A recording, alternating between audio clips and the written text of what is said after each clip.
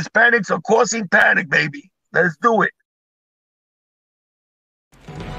We come out chased by hounds. Round and round we go, wearing a pinche rabbit's foot for luck, just ahead of the fucking hounds. ¿Qué hubo? ¡Ah! ¡Qué vida es! ¡Qué loca vida, home!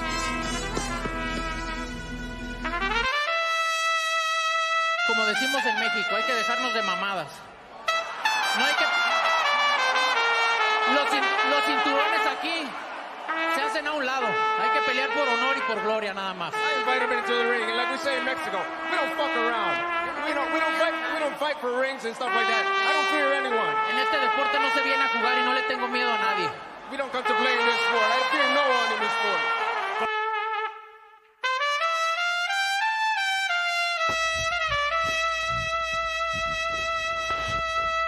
What's your prediction for the fight, then? Prediction? Yes, prediction. Pain. Como decimos en México, hay que dejarnos de mamadas. We come out chased by hounds.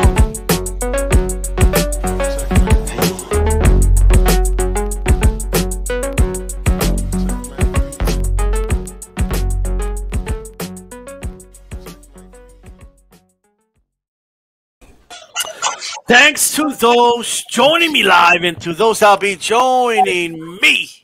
D-Style Boxing on Archive. I'm being joined by Maestro Rob, Leave It in the Ring, Calix 2.0 here on YouTube, and of course, Chief Funky, the second half of Hispanic Cause the Panic podcast every Tuesday, 9 p.m. Eastern time. We have to come on a little later today. I do apologize for that, guys.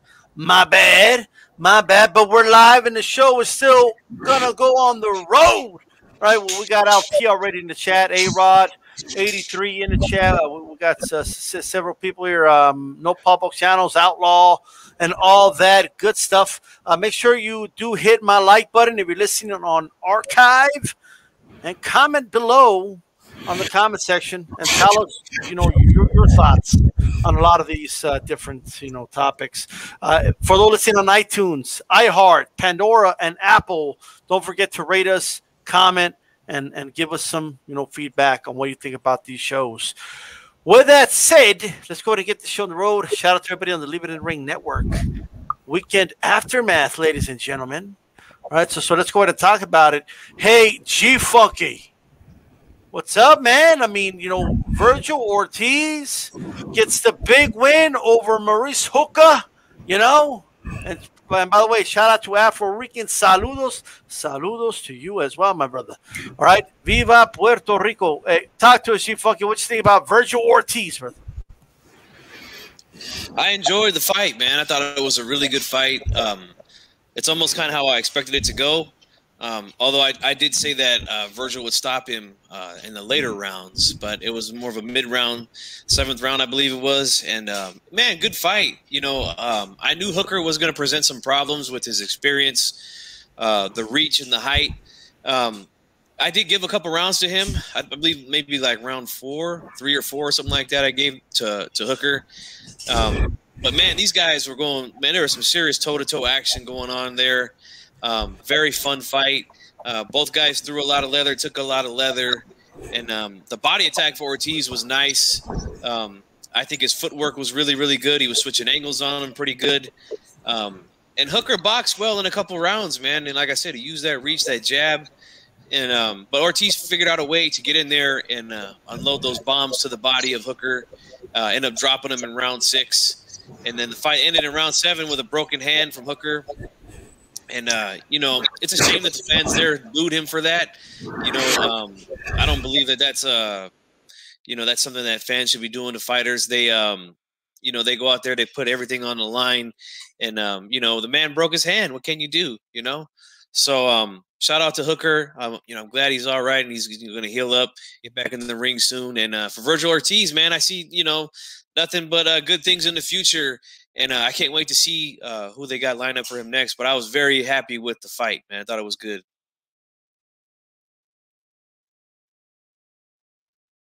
Absolutely. Well said, man. Let me tell you guys something about, Ortiz, man, I think he's a well-schooled boxer. I think they're doing a really good job with him at the Garcia Academy. He has, to me, a style that a lot of guys are going to have problems with because he brings in a lot of pressure. He brings in a lot of constant pressure, I should say, and it's smart pressure. He has real solid power. He's really good at working the body. And I just think a lot of guys are going to have a lot of problems with him. Like, I really do believe that. Calix, what did you make of Ortiz's performance? That's the same as G-Funky. The only difference I would have is I didn't expect Hooker to do as well as the fight went on as he did and have as much success, because that first round, I even tweeted it. I said, Hooker is going to get put to sleep in one of these exchanges, because you can tell in the first round and definitely in the second round that he was outgunned, right? I mean, they were doing these exchanges and Ortiz was clearly landing the bigger shots, which was expected. But Hooker I was very impressed with the guy's heart, his ability to think his way through that fight, even with that constant pressure. But also the fact that even to the bitter end, he was trying to win that fight. He never went into survival mode, right? When he was put down in sixth round, not until that broken hand, which looked like he had the immediate reaction to, he was trying to win that fight. So I was very impressed with Hooker. He was trying to win that fight. He was trying to, and the only way he was going to win that fight was to go into a war with Ortiz. He wasn't going to get it through 12 rounds. So he was trying to win that fight. Impressed with Hooker, impressed with the heart, the tenacity, the boxing ability. But very much impressed with Ortiz as well. He just throws with bad intentions with every punch. He injects a new energy into 147. And I like the fact that after the fight, he said, hey, I don't know if I'm ready for Crawford, but bring it on. And I believe him when he says it. So I don't think he's going to get that fight next. I do believe there are holes in his game at this point, at 22 years old, that Crawford would definitely exploit. That being said, I don't want to be the overcritical guy. This was the step-up fight we needed. He answered questions that we wanted answered. Good step up for him. He passed it. He passed his test and on to the next thing. But I was very impressed with what we always see from Ortiz, and he did it against another fighter. What are we at? 17-0 with 17 knockouts now. We still have 100% KO percentage, and it's going to be tough for anybody to keep that pressure off of him, because this is a different type of pressure, right? It's not just wearing fighters down over time. This guy can end the fight with one punch as well. So every punch he throws with bad intentions, he can wear you down as well. So he's going to be a tough out for anybody at 147. Definitely looking forward to this guy. Well, Stefan, shout out to Alexis Sonteo Media on here. Milcar, talk to us. What did you make of Ortiz's performance, brother? I was very impressed by his performance, and it was not surprising to me. I mean, it's pretty much what I said I thought would happen last week on Leave It in the Ring and on the round table. Too big, too strong, too tenacious. You got a young, hungry lion that's never lost, doesn't know how to lose by anything other than knockout, and essentially got into a war of attrition with a guy who had moved up from 140 and I felt was never going to be very strong at this weight class, given his physique and the fact that he never really built himself up into an actual kind of physically strong welterweight, but kind of just moved up because he could no longer make the weight anymore. And also a guy whose style was not one that would lend itself to a war of attrition with a guy like Virgil Ortiz. Virgil Ortiz attacked that body, withstood the power punches of Hooker, and I was impressed by Hooker. I was telling Chicano Prophet in the chat, the only thing I wasn't really impressed by Hooker, that didn't impress me about Hooker, was the Serena Williams style exhaling. And I'm talking about the ha, ha, ha, ha, ha, ha, ha, ha. All right. It's an amateur kind of, I would say, habit that I would expect a professional to kind of get rid of, because it truly allows your opponent to time your punches. And not just that, but also it enables the person to be able to tell whether you're going to be throwing with power, whether it's going to be a jab, whether it's going to be a power punch. It's just not ideal for a world-class fighter, especially a guy of the age of Maurice Hooker. I would have expected him to kind of have shed that kind of amateur characteristic. Right. I wasn't that impressed by that, but I was really impressed by him telling the fans to go fuck themselves at the end of the fight. I really like that. I mean, They deserved it. They absolutely deserved it. And he said it to them directly, like, yo, you guys don't know what it is to be a warrior. That guy was a warrior. He didn't go in there to try to circle around and use the jab for 12 rounds. Nah, he went there to fucking fight. And he did fight. And all credit to Maurice Hooker, despite my comparing him to Serena Williams a short while ago. I mean, I think he'll tell you to shut the fuck up if you were telling him that. I mean, I think that sounds more insulting than the booing, you know, but that's a different story. Like, what?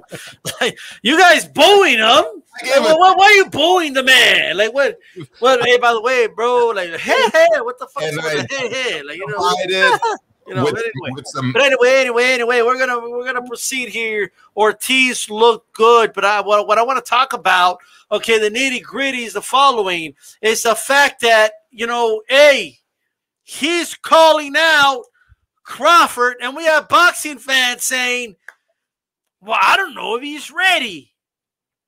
I don't think he's ready to beat Crawford." Like, what? You know that there's like 99.99999% of boxers out there will never be ready to beat Crawford, okay? So if we keep waiting for guys to be ready, no, how about you give him a shot, and if he loses, he'll go back to the drawing board or whatever, and if he wins, he wins. I'm ready for the fight. I'm tired of this shit. I'm tired of I don't know if he's ready, though. I mean, you think he's ready for Crawford? You know? Well, apparently everyone Crawford has ever fought were not ready for him. None of them. Okay? Apparently there's just guys you can never be ready for. All you could do is give him the shot and see what he's got. That's it. All right? If he wants to fight with Crawford, let's just do it, and we'll find out if he's ready. Okay? Simple as that. Let's just find out. Hey, Chief Funky, what do you make of people saying that they just don't think he's ready, so the fight just shouldn't happen? Well, I mean, everyone's entitled to their opinion, obviously. Don't tell the fans not to boo. Boo! Right. Yeah, I was not a fan of the booing after the fight. That was just left a very bad taste in my mouth. But everybody's entitled to their opinion. Yeah. I mean, in my opinion, do I think he wants to fight Ortiz with Crawford? I think he does. I believe him when he says he does. Do I think it's going to happen next, though? No, I don't think so. I'm not one of these guys that thinks that one loss could damage a guy's career like a lot of these fans out there do. But I just think that, and I've always said this since the beginning of the year, that I think that we have a chance to make a big fight in this division with Ortiz and Ennis, and that's what I'm pushing for, man. That's what I'm continuing to push for. Crawford, I don't know what he wants to do. He says he doesn't want to fight Ortiz. We're obviously not going to get that Spence fight soon. There's been rumblings about Porter. We don't know if that's going to happen. So, I don't know what Crawford wants to do next. But he certainly doesn't seem like he wants to fight Ortiz. And he's kind of laughed about it. So, I don't think it's going to happen. But I think Ortiz is ready to fight anybody in the division. I mean, this is what these guys do for a living. They fight. So I don't think any of them are afraid to fight somebody. It's just, other things get in the way. That's just the way boxing is, and some fans, they seem to forget that, Absolutely. Hey, what do you make of this, Calix? Because in my opinion, I mean, if he's not ready, he'll just lose to Crawford, and it's okay to lose, and he'll just go back to the drawing board and try again later against somebody else or something. I'm ready for the fight already. If he's not ready, he's not ready. Like, that's the way I feel about it. But how do you feel about it? I completely agree, and I believe him when I say when he says he wants to fight, and I love what he said after. He was completely honest the whole time. He said, "Look, I don't know if I'm ready or not, but I want the fight." I love hearing that from fighters. I don't like the protect the O click. I don't like that whole thing.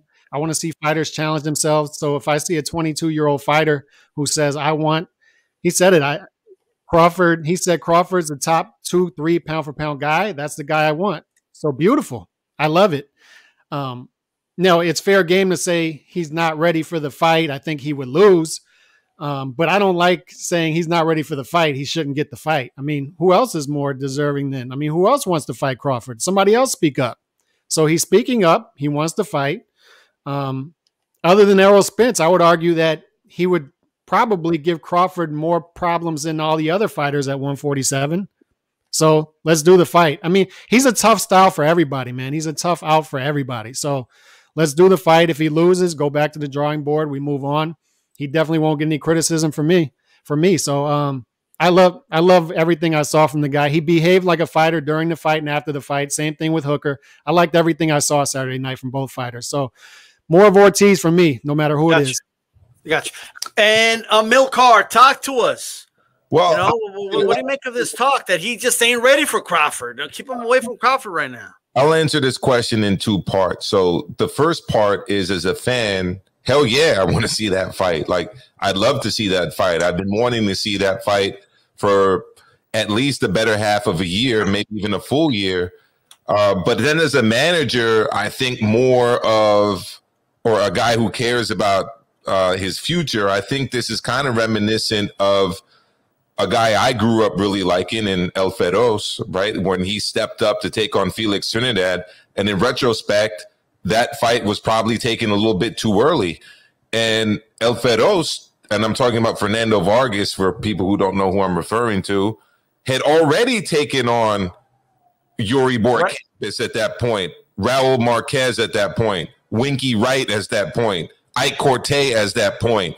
And even after taking on all those guys, people thought that the fight with Trinidad was too early.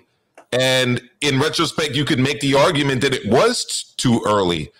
So there are other names, I think, that as a manager or somebody who's interested in the future of his career would like to see him face. That could be a David Avanesian, which is somebody I mentioned yesterday on the Leave It in the Ring show.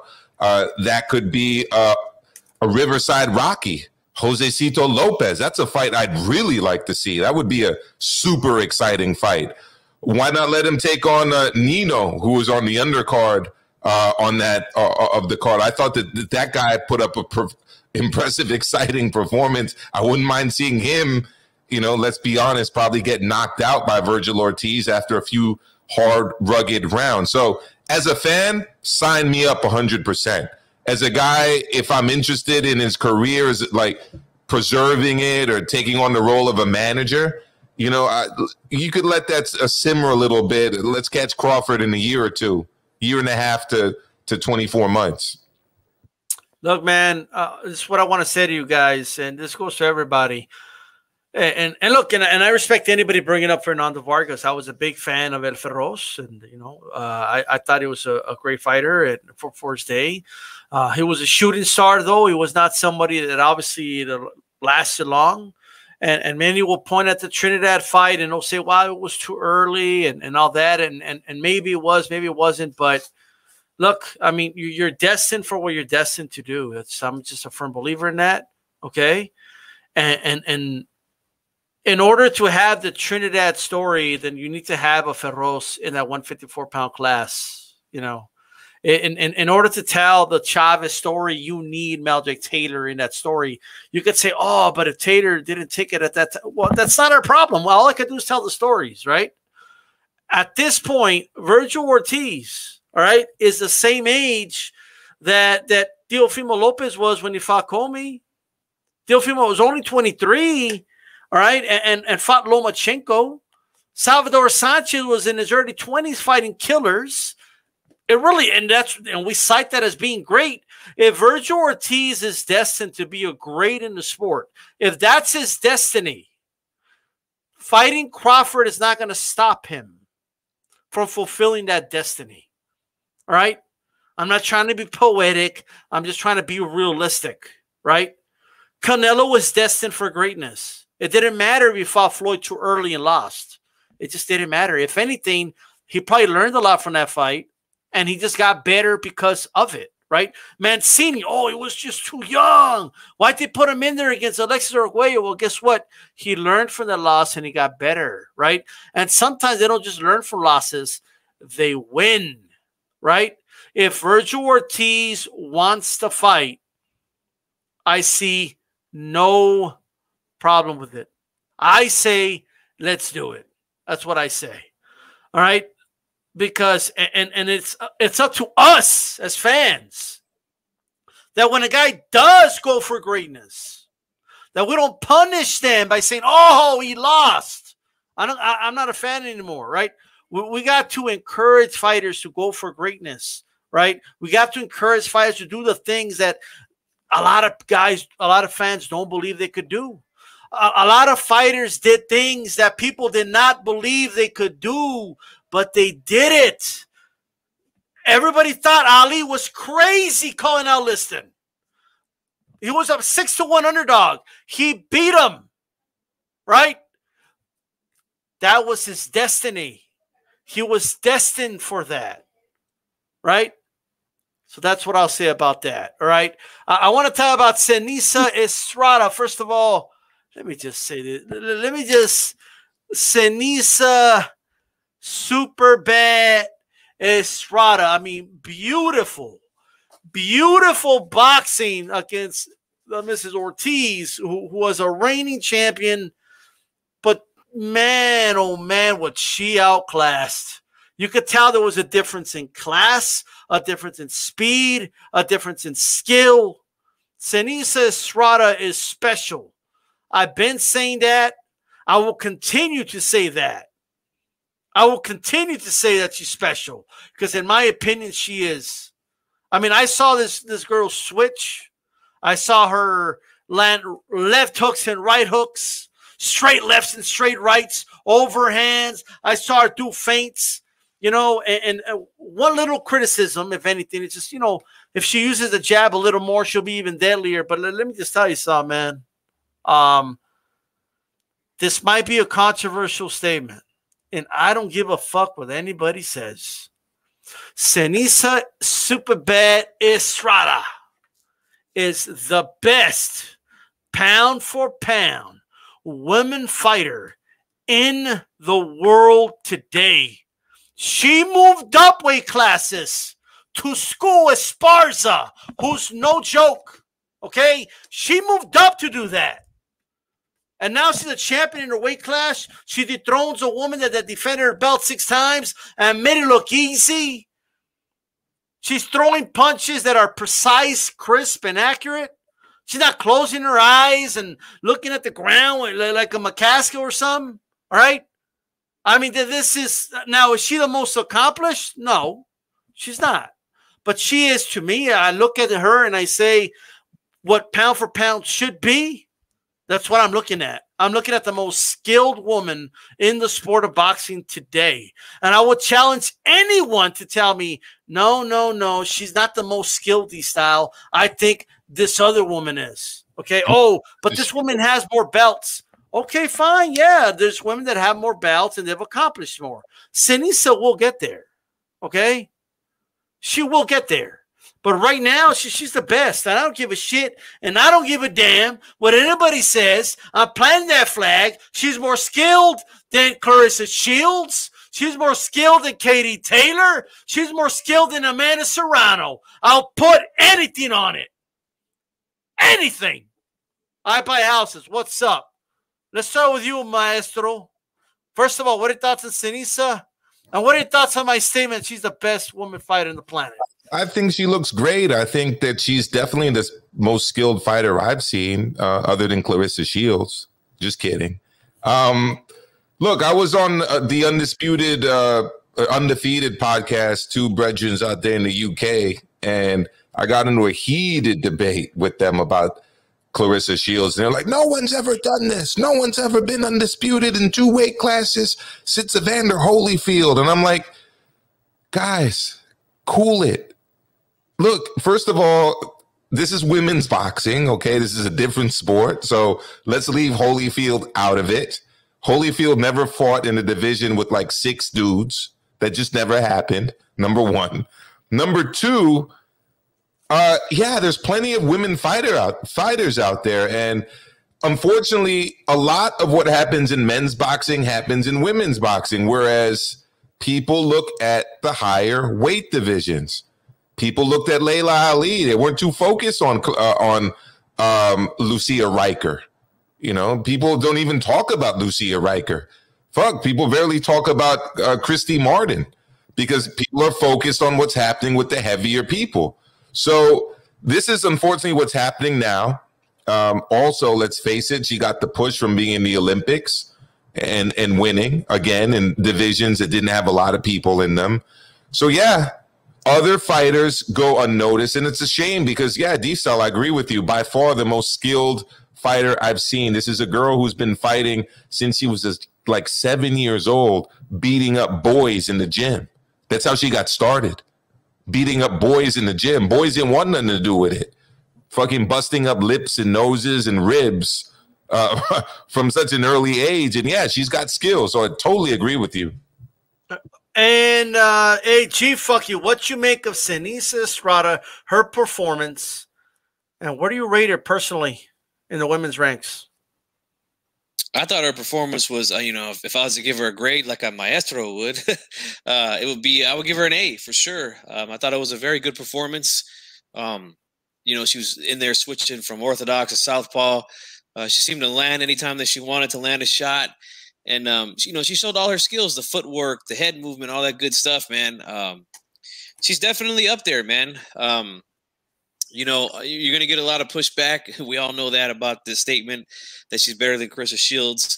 But I don't think it's out of this world to say that. I really don't. You know what I'm saying? And I was a big fan of her performance. And, you know, I like what I'm seeing from her, man. She is definitely super bad, like my man James Brown would say, you know? Before I go to you, Calix, 100 women, which is compared to the men, that's not a lot, by the way, but 100 women in a division of Seniesa Estrada, and she just beat a champion, okay? Carissa Shields fought in divisions with 19 women, okay? And I don't even want to hear, okay, oh, but they punch harder up there because she ain't knocking anybody out, okay? But, hey, Calix, what did you make of Seniesa Estrada's performance? I did not see it. Okay. But I'd tell you what, you guys are getting me interested in seeing some of these, carving out more time to see some of these female fights. But did I hear you correctly that 19 women were in the whole division? Is that yes, like completely in the whole division? In the world, yes, sir. How is that possible? Calix, that's across all 4 sanctioning bodies too. That's not just in one sanctioning body. It's all 4. That doesn't seem possible to me. It's possible. It is possible. Women's boxing is a new sport. Yeah. Not a lot of women do it. It's not judo. It's not taekwondo. It's not karate. It's not swimming or tennis. Yeah. I mean, look, obviously women's boxing has a ways to go, but in the lower weight classes for the women, there's, and this is just because of biology, right? There's going to be more women in them, right, than men. It's the way it is, you know. That's why, like, you don't really hear about women's boxing in the heavyweight division. Like, it's like, who's the women's heavyweight champion? I don't know. Like, is there even a women's heavyweight division? I don't know. Like, but at the end of the day, like, when you get in boxing shape, most of the women are 135 and below. It's the way it is. That's the truth, right? So there's more competition there, and that's that. Okay, but yeah. Hey, shout out to Seniesa Estrada, and shout out to Virgil Ortiz, the Hispanic causing panic of the week. We have more to say about Ortiz, but go ahead, Chief Funky. No, I was going to say D-Styles, he's putting himself out there, man, with the Estrada. And you know what? Again, like I said, I don't think it's something that's crazy. You know, it's definitely debatable. So, hey, man, you know how HCP gets down, man. Cero miedo. Hey, check it out, man. Shout out to Sonteo. I wore the hoodie today, you know what I mean? But, you know, this Javier Martinez shirt that he sent me, man. Okay, great stuff. It's got the back, the logo and all that, man. You know. Hey, shout out to Sonteo Media. And you know what? subscribe to Sonteo Media, and do one more thing for me. Hit that like button. Okay, I know there's no poster this time. Okay, I know we don't have guests today, but please hit the like button. Okay, like, you know what I mean? Like, people are like, where's the poster at? And yes, LT, your shirt already finished getting printed. It'll be being shipped out soon. And Calix's poster's already on the way, all the way from England. You know what I mean? So there you go. I was going to tell him, yeah, Joe Calix, and give him my address. You know. But hey, shout out to Killian, man. Well, I just been super busy. I haven't had a chance to been like try and get guests on, so that's but it's okay, man. HCP started with no guest. You know what I mean? Like, you guys, you got the honor of being like graced with my presence. You know, like, what else is there? What else do you all want? You know, HCP hoodie, by the way, check that out. And by the way, shout out to our sponsor, Loyal Roots. Go to loyalroots.com. Like, get yourself some t-shirts, right? They saw some good stuff, good merchandise over there, man. Loyalroots.com. Okay, do not forget about them, all right? I heard from a birdie called The Athletic. A little birdie told me that Holyfield versus Tyson looks like it's a go. Now, it is one of those unofficially official type of deals, you know, like we only get in boxing, you know what I mean? Like, could you imagine like two teams win like the NFC and AFC championship, and then you hear someone tell you, well, it looks like the Super Bowl is going to be between, you know, the Buccaneers and the Chiefs. It looks like that might be, but Tom Brady and Patrick Mahomes need to sit down and agree to terms, you know, and then but yeah, in boxing we don't have clear. But late May, Holyfield Tyson, Jay Funky. Yes, sir. Just what are your thoughts? Well, what are your thoughts on Holyfield Tyson? 3. It might be happening in Miami. Look, I grew up a Holyfield fan, man. Yeah, I grew up a Holyfield fan. He was my favorite heavyweight of that era. And obviously Tyson, big name, must-see TV. I've said this ever since Mike Tyson first retired, and there was rumblings about this fight possibly happening again. I'll pay for it, and I'll pay for it right now if it happens. It's a fight I've always wanted to see. And I'm guaranteeing you this right now, my boy Holyfield gonna beat his ass again, man. You know what I'm saying? Tyson, I mean, you know, he was looking for a way out in that second fight, man. You know, he got the brakes beat off him in the first fight. Second fight, couldn't do nothing with him again, so he decided to bite his ears, you know, and look for any way out of that ring that night, man. So Holyfield, man, he's gonna do his thing again. So I look forward to it, man. I'll be definitely buying that one, you know. Yeah, absolutely. Hey, Calix, talk to us. First of all, can we really call it Tyson Holyfield 3 if it's an exhibition? It still sounds weird. Bite his ears. It still sounds weird. Dude, he bit his ear. He didn't just bite his ear. He bit a piece of his ear off when he had a mouth guard, bro. That was the weirdest thing. And he bit him twice, bro. But it will be interesting to see if they promote it as Holyfield Tyson 3, or if it's just going to be. It depends on if it's an exhibition match or a real fight. I'm assuming it's going to be an exhibition match, but they're throwing around big dollars. Holyfield said that they gave Tyson a $25 million offer or something like that. I'm glad to see these guys getting this money on the back end, because both of them were robbed during their career. So I like seeing these guys on the seniors tour getting some money. You know what I mean? I'm happy for these guys.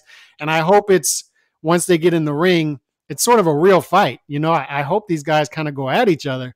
And Holyfield's a guy who I'm sure stays in shape. I'm sure that guy's in the gym all the time. I would favor Holyfield as well. And I agree with you guys. I'm with you guys. I was a Holyfield fan as well. But that boxing schedule in May is heating up. Ruiz versus Arreola, Canelo versus Saunders, Haney versus Linares, Ramirez versus Taylor, Tyson Holyfield. I mean, what a schedule that is. So boxing's on fire right now. I wish Ruiz versus Arreola wasn't on pay-per-view, but it is what it is. But I'd be buying this fight as well. Holyfield versus Tyson. I'm interested in it. I'm intrigued. I got you. Trap House Boxing, Raider Boxing, Outlaw, Alexis, Shushan Boxing in the building. I don't have more to say, but Amilcar, what do you make of it, man? Are you pumped? I know you're the biggest Tyson fan. You know what I mean? Like, you are a Tyson fan. It's the battle of the heavyweight with the most children, with the most women in the history of boxing, and Holyfield versus the most overrated heavyweight of my lifetime. So, come on. I mean, it's a fair point. Why are you saying that about Holyfield? What's the matter with you? It's the battle of two guys that went bankrupt, unfortunately. One because of child support, and the other because of, Don King and Robin Givens taking everything from him and bleeding him dry. Now, as it relates to what might happen in the ring, I see Holyfield basically Ric Flair slapping and then Ric Flair strutting all over Tyson. I don't think Tyson has much for him. Have you seen the shape Holyfield's in? I mean, I don't know if he's been visiting the same, youth or fountainative youth that A-Rod was in Florida, but he's looking pretty jacked for a guy in his mid-50s. It's gonna be an entertaining fight for sure. His head's nice and shiny. I'm sure he'll hit Tyson with a bunch of headbutts as well. So, it's gonna be two old guys laying it all down for 25 mil, 2-minute rounds, or we're gonna be doing women's boxing rules. Maybe it's an 8-round fight. I don't know, but we'll see. It should be good, man. Let's get excited. But let's do this. Hey, Alex. AARP Championship of the World, dog. Like, how could you not be excited? Hey, Calix. If Tyson knocks out Holyfield, does it count? Like, is it like an official win in the trilogy or not? But it's like I said, if they promote it as a real fight, if it counts towards their record, we have to count it. If it's an exhibition match, then no, we don't count it. Oh boy. I mean, that's what we have to go with, right? So great. If it's women's rules, we don't count it as a real fight. Right. Okay. Y'all hating on women, bro. You know what I mean? Like, am I lying? But I mean, 2-minute rounds, you can't really count that as a real fight. No, you're not lying. Even if it's an 8-round fight, 3-minute rounds, and they call it a real fight, that's a real fight. Hey, but you're not lying, Amilcar, but you keep talking about Tyson like that. You run into him, you will be lying on the ground. Like, you know what I mean? Like that I do promise you right now. Okay.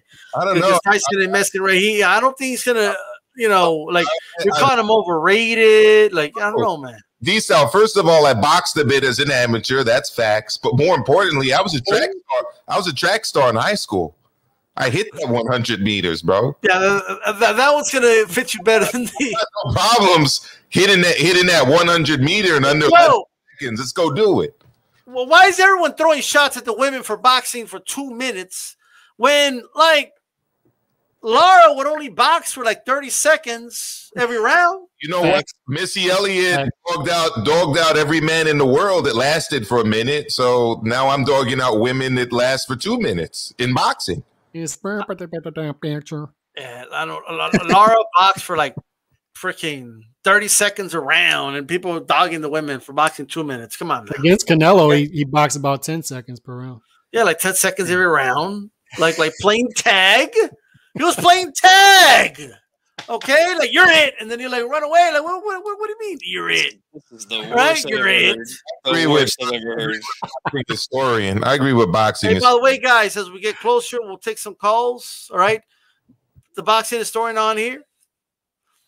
You're not going to be a reliable historian if you're saying things like that. I mean, like the record book says that Canelo won. Povetkin versus White. All right? Povetkin White. Well, and really quick, of course I'm going to watch Tyson Holyfield. You're crazy? Anyone who says they're not going to watch it is a liar. Okay? Like you're lying. All right? But look, Povetkin White, the rematch. As we know, Povetkin was, winning the fight the first time, and then he got caught with a nice, beautiful uppercut. I do believe Povetkin set it up, though. All right, in fairness. All right. A lot to unpack here because as something Calix pointed out, and I'll let him point out a little bit, something very interesting about this rematch. Go ahead, Calix. Yeah, I mean, this is the first immediate rematch I've seen where the guy who won by knockout, or the guy who won period, is a heavy underdog in the fight. Dillian White is almost 4-1 favorite. I think it's minus 382. So I haven't seen that. Maybe you guys can touch on that. I can't think of a specific example where a guy who won the first fight was a heavy underdog in the immediate rematch. I haven't seen it. I can't think of one. I'm sure there is one, but I cannot think of one off the top of my head. I can't think of it either. Hey, we might see it might be Holyfield Tyson 3. And my favorite Tyson there you go. Coming off a win, Hey, but Calix, what do you think? Who do you think's gonna, how do you think this fight's gonna go? Who's gonna win it? It's tough to tell going off the first fight, but I rewatched the first fight yesterday because I wanted to get a feel on it before I threw some money down on Povetkin because it's hard to turn down those odds, man. There's a lot of value in betting that guy. That is almost a 4-1 dog. But Dillian White did a lot of good things leading up to his knockout loss. And Povetkin just threw a beautiful shot. He slipped that straight right and then caught him with the uppercut. But early on in the fight, Povetkin was trying to set up the right hand, which is ironic because Dillian White has a great jab, but he was kind of leaving it out there. And Povetkin was trying to throw the right hook over it. And he wasn't getting to it because Dillian White is real quick with that jab. He has a great jab. But it's tough to say, man. It's really a toss-up to me because both guys did some good things throughout the fight. Povetkin early on, then Dillian White took over the fight in rounds 2, 3, 4, landed some hellacious shots on Povetkin in the fourth round, floored him twice before he came back. So I would lean towards Dillian White, to be honest, but I'm betting Povetkin in this fight because there's too much value in those odds. Absolutely. On the screen, I have the new T-shirts that are out there, guys, and hoodies. We have the 3rd edition now out. So, feel free to go ahead and get those, man. The teespring.com/D-Style Boxing. You'll find it on there. Amilcar. Hey, sorry to interrupt, but I think Chicano Prophet hit it on the head. Paul Williams versus Quintana, the rematch. Oh, yeah. That might have been a fight where a guy who lost the fight became the favorite in the rematch, the immediate rematch too. Okay. Yeah, that's true. Hey, Chief, fuck, you talk to us, brother. Well, what do you make of this rematch? And who do you think? Who does your gut tell you is gonna win? Okay, everybody, write this down. Go ahead. That's right. Well, I'll tell you like this, man. Going into the first fight, I was live. I called that fight on my YouTube channel. And I said it before the fight happened that Povetkin was going to win this fight. I just think he's the better overall fighter, in my opinion. I don't care how much older he is than White. I've never been impressed with Dillian White. That's just my opinion on the guy. I've never really been impressed with him.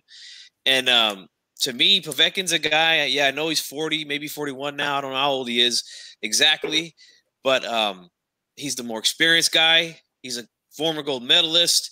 This guy knows what he's doing in the ring, man. He knows his way around a boxing ring, and he knows how to set shots up. And he was setting up that left hand. He was throwing good shots to the body with that left pretty much the whole fight. Now, he did get dropped a couple of times in the round before that. But you could see as he threw that jab and he dipped to the side that, White thought he was going back down to the body because he had been hitting him with the left hook to the body all night. And then he just shot a beautiful uppercut right up the middle, put his lights out and buried him alive. Mankind versus Undertaker WWF style in Eddie Hearn's backyard that night. And I think that's what's going to happen again, man. I think he's going to beat Dillian White again. I'm not a big Dillian White guy. Like I said, I've never been impressed with him. And I'm going with the guy who I think is the more skilled and just better fighter, and that's Povetkin, man. The question is, how much is left in that hourglass, though? You know what I mean? Because it's running out, but is there still enough there, G-Funky? Is there still enough in that hourglass for old-ass Povetkin to pull this one off? I think so, man. I really do. And like I said, man, I just think he's the more skilled guy. To me, White's a little wild sometimes, looks a little clumsy sometimes. So I'm going with the more skilled guy, and that's Povetkin in this one. Okay. All right. All right. Hey, there you go. Amilcar, how are you feeling? 100%. Oh. 100. And for who? And for who? You know, I might have to pull that out. I don't know if I'm going to pull it out just yet, but you know, you got to pull that out and then put it back in. Waffling on 100%. I'm not quite there yet. But here's what I'm thinking. I think Povetkin's got a solid chance of winning this fight. I think that Povetkin set Dillian White up for that uppercut beautifully. Beautifully. Joe Habib wouldn't like that because I'm channeling a little bit of Teddy Atlas. But, you know, look, he was going to the body. He was setting him up. He angled for the shot to the body. And then he, boom, knocked him the fuck out with that uppercut. And we were talking about this today on my show earlier. Shout out to Leave It in the Ring live at 5 Boxing. You can check it out on my channel, Maestro A. Shameless plug. But he threw that uppercut beautiful, but that's not even his best punch. His best punch is actually the left hook. So now Dillian White, a guy who has the habit of moving forward, bending over, and eating uppercuts, the 2 times he's been knocked out were through uppercuts, has now put himself in the position for being set up for the left hook. So left hook to the body, uppercut to the head, left hook to the head. Povetkin is primed for this. My concern right now is the recovery from COVID, which is a reason that I don't like White going into this fight. He's been just breaking the warrior code and questioning Povetkin's toughness and heart and saying that he faked getting COVID. Come on, man.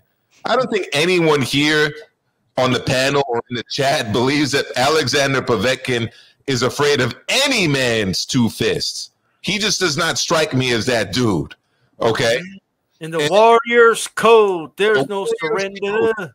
The Warriors code, man. The body says stop, but the spirit cries never. Right? There you go. There you go. It's preach, brother, man. Preach. You know, you got to take over that Joel Osteen arena, D-style. So just don't deny flood victims entry to your arena. Just please don't do that. Hurricane and flood victims. Anyways, I digress. Look, the only thing is I want to see the weigh-in, because I think one thing we can all agree on here in the panel and in the chat is that Dillian White has a propensity to arrive out of shape for fights. And I saw somebody mention a short while ago, I don't know who it was because I'd have to scroll up, was saying that Povetkin might gas out. Nah, Dillian White gasses out. Dillian White was gassing out against Joshua. Dillian White was gassing out against Joseph Parker.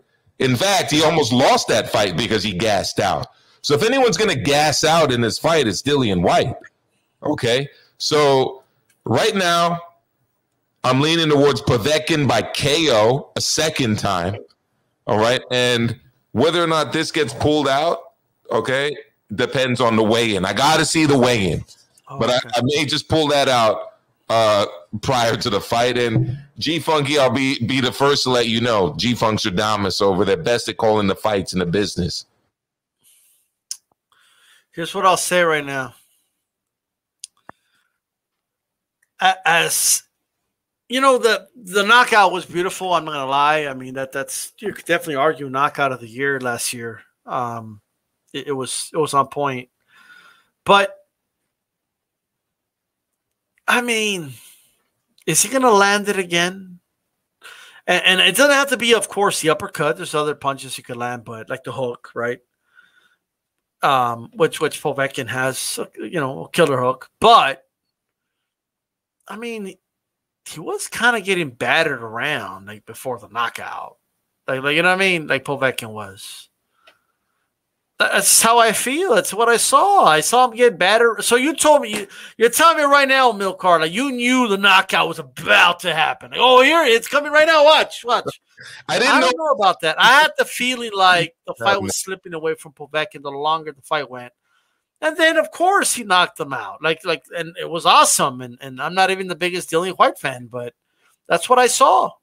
Like, it doesn't mean Povetkin didn't set it up or anything like that. But if can he pull it off again? I just don't know. So I'm going to go with conventional wisdom for this fight, and I'm going to go with Povetkin. More than likely, I have a feeling Povetkin's going to win. I just think that's how it's going to go. Can he get caught and all that? Of course, but so can Povetkin, though. Povetkin can get caught. He can get hit and drop too. So that's what I got. And I just think Povetkin's too old. The dude's old, bro. Like I remember his match with T-Rex. Like, you know what I mean? Like that dude's been around, like around the block. Go ahead, yes, Alex. Yeah, I just looked it up. Paul Williams versus Carlos Quintana won. Paul Williams was a 9-1 favorite. The second fight, Paul Williams was a 2-1 favorite. So still a favorite, but not even as wide as this, which is surprising to me. 4-1. That's disrespectful. It is, man. Look, people are not going to believe me, man, but I picked Quintana to win that fight. I don't believe you. Hey, you know what? That line. I picked Martinez to be. He didn't win, but I felt it robbed him. But I picked Martinez to be Williams too. He didn't win. I think that line will drop by Saturday. I think there's going to be some last-minute money coming in on Povetkin. But I also want to remind everybody about this. Yes, I know he's obviously much older than White. But think about it like this. His fight before the Dillian White knockout, he fought against a guy, Michael Hunter, who I thought Hunter was going to beat him pretty decisively going into that fight. That was on the undercard of the Ruiz-Joshua rematch. And, man, he hung in there tough with that guy. That was a fight that could have went either way. I think it ended up being an official draw. But that fight could have went either way. So I think he's still got something left in the tank, man. We saw that performance out of him against Michael Hunter, and then he goes in there and knocks Dillian White out cold. I think he's still got some stuff left, man. Keep that in mind, guys. I agree. Povetkin was hurt in that fourth round, though. He was hurt. He was, which is why the knockout and his ability to maintain his composure and stick to the game plan and to channel Teddy Atlas again set him up for the knockout. That was a beautiful. You see what he got to do? He's got to make the sandwich. You know what I mean? He's got to get the bologna before the cheese, and then you got to put the mayo, and then like this dude will make me hungry in Friday Night Fights, bro. Like, what the hell's that with you, Teddy? Are you hungry, bro? Like what the hell, bro? Oh man! You're talking about making sandwiches and talking about a fight. Anybody have any final thoughts before we move on to the hot topic of the night? Povetkin, baby, he's gonna pull it off again.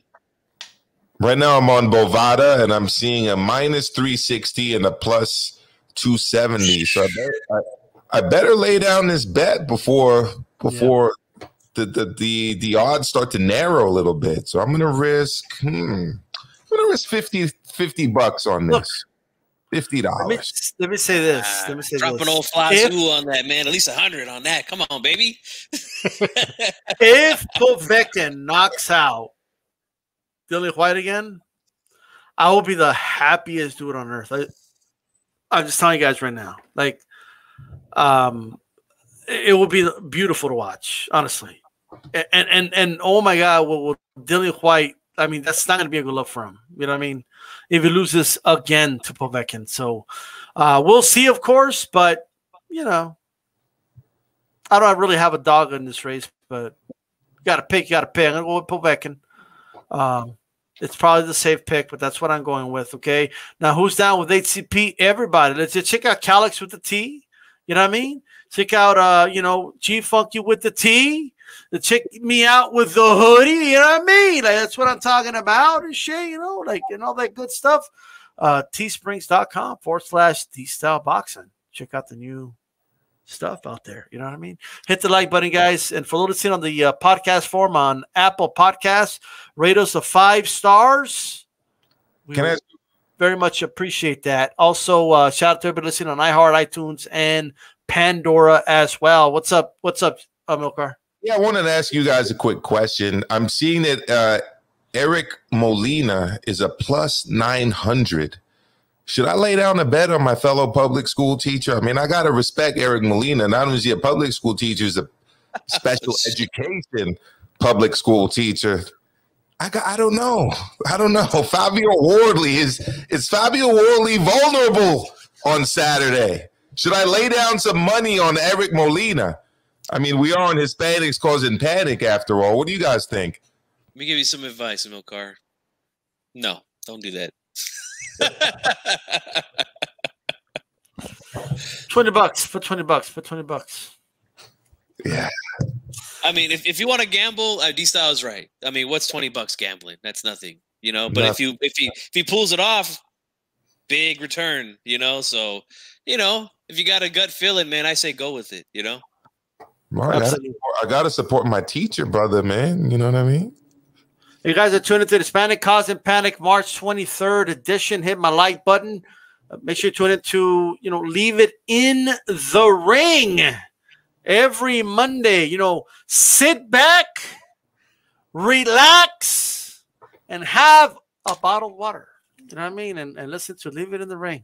All boxing, no filter. Leave It in the Ring.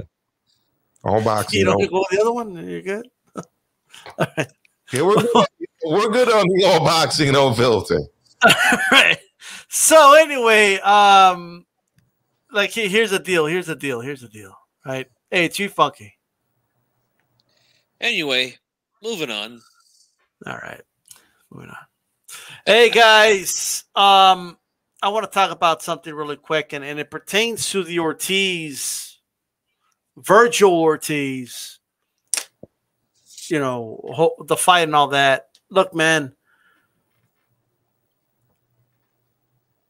I think a lot of old school references and phrases that a lot of boxing fans have used over the years are being taken extremely literal by a lot of new age boxing fans. Okay? And let me explain. So when we say things like, oh, Whitaker, bro, I mean, that dude didn't get hit. I mean, he had the defense, We don't literally mean he never got hit. You know what I mean? We don't literally mean that. He got dropped a few times. Of course he got hit. When people say, oh, Mayweather, that guy never got hit, that's not to be taken literal. It's a figure of speech. And maestros aren't doing a good job teaching kids these things. I blame the maestros, all right? A figure of speech. I remember I was taught that in 3rd grade,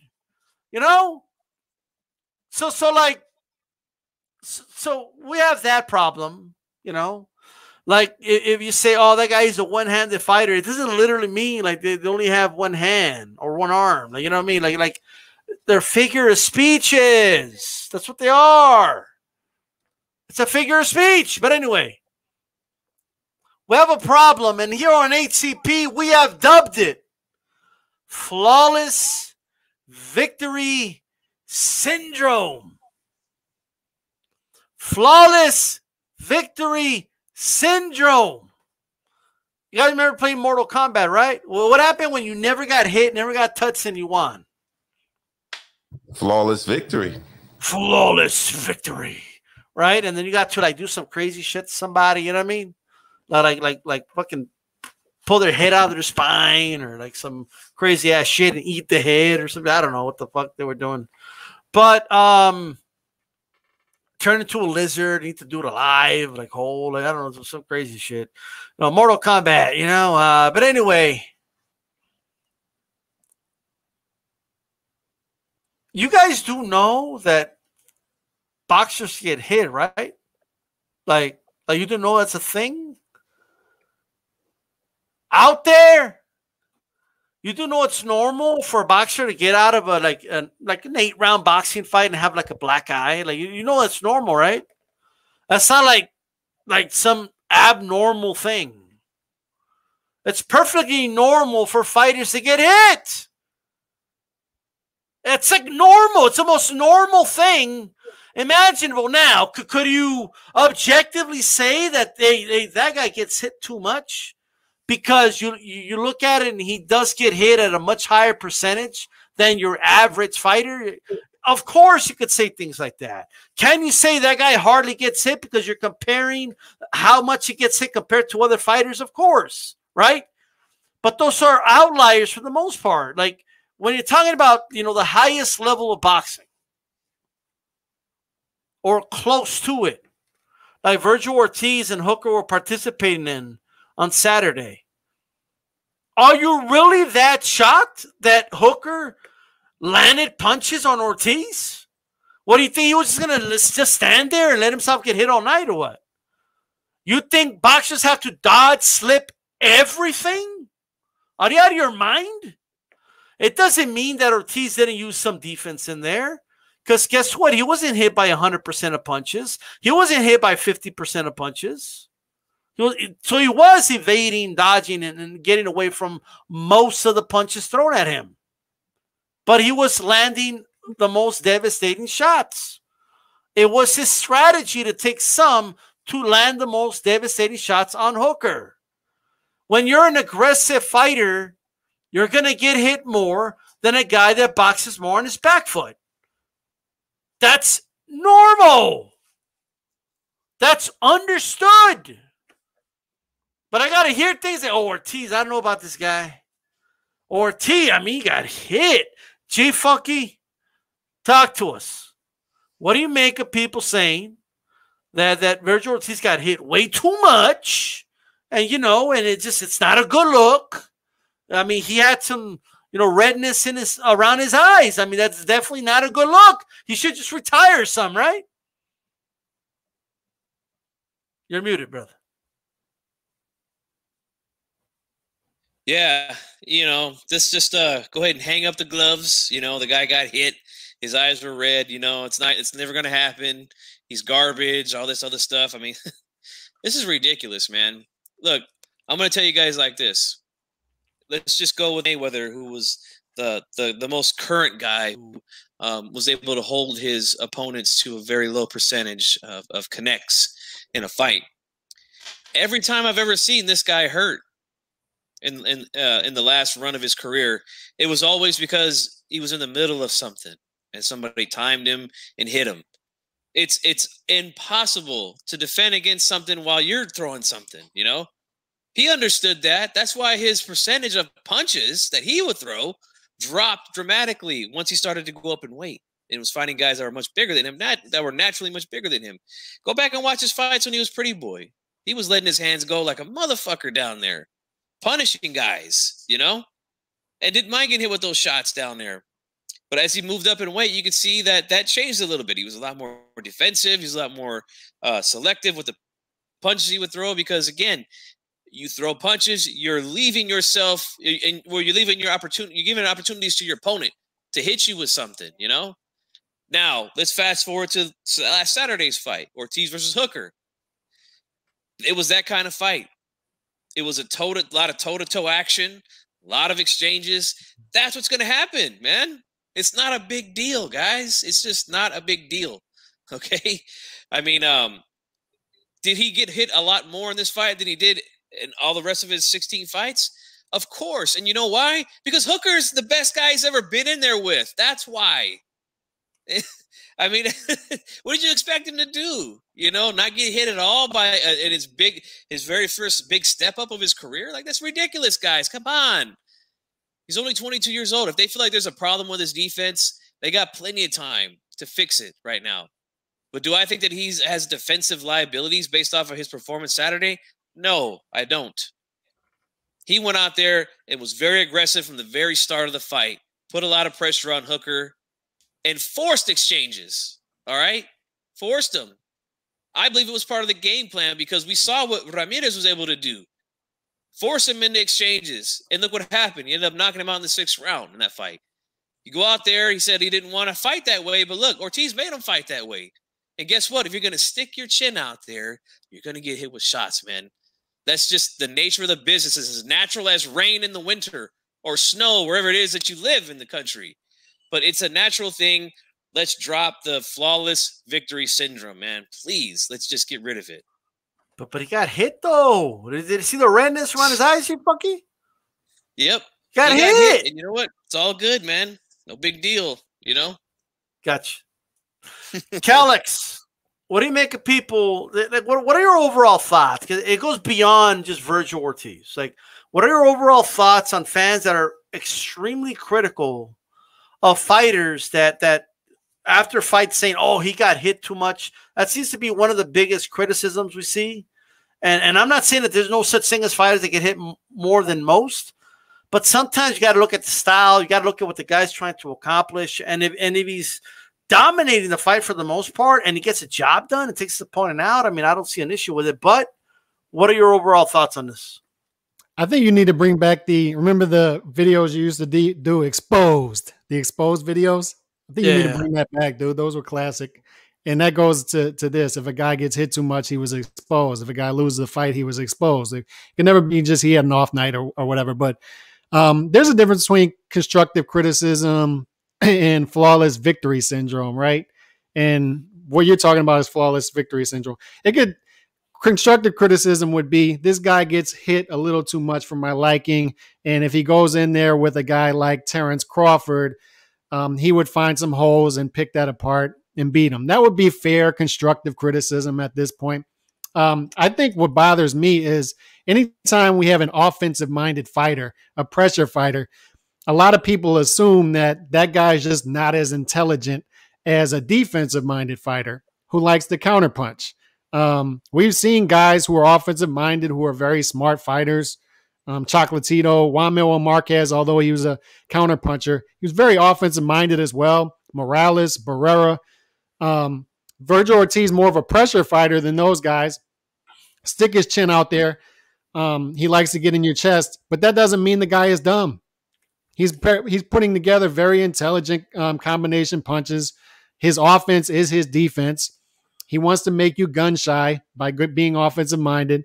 It turns out Hooker wasn't as gun shy as I thought he was going to be throughout the fight. Maybe you guys thought differently, but I thought he was going to get a little more gun shy. But Hooker had a great performance. He touched him up a little bit, great performance. But we need to stop saying that offensive-minded fighters are just dumb and all this stuff, right, man. Come on, give him a break. I got you. Look at shout out to Alexis Lopez for that super sticker. Much appreciated. Also, Boxing Days. Appreciate that as well. HCP speaking the facts. I want to say this before I go to you, Milcar. It's like anything. Like if there's basketball teams that are high tempo and maybe their opponents score a little more on them than they do with very defensive-minded teams, but they still blow them out because even though, you know, they might have played a defensive team that beat them 89-80, okay? Like just because they scored 100 points against this other offensive-minded team that's very fast-paced, they scored 130 on them. You know what I mean? Like it just depends, right? So, yes, you have defensive guys that pot shot, they land a good 10 punches on you, and that's it for the round, and you land 3, you know what I mean? But then you might land 6 or 7 or maybe double digits on another guy that's offensive-minded, but they land like 29 on you, you know what I mean? So it's just different, right? It just depends on the type of fighter that you're facing. What do you make of flawless victory syndrome, Maestro? Teach. Well, first, what's up with the figure of speeches? Well, what's the matter with you guys? You got to start teaching this shit. You know what I mean? And common sense. I mean, it is common sense, but D-Saw, you got to have some compassion, man. at the end of the day, you got to have some compassion for these motherfuckers. It's like, it's tough to live in your mom's basement, bro. It's tough to live in your father's garage. You know, it's tough to ask mommy and daddy, Mommy, can I borrow your MasterCard to order the pay-per-view tonight? Because I'd really like to watch the fight. And then later on go on Twitter and complain about, Virgil Ortiz got hit too much. Mommy, could you cancel my DAZN? Because I don't really know if I want to continue to watch DAZN because Virgil Ortiz got hit too much. It's tough.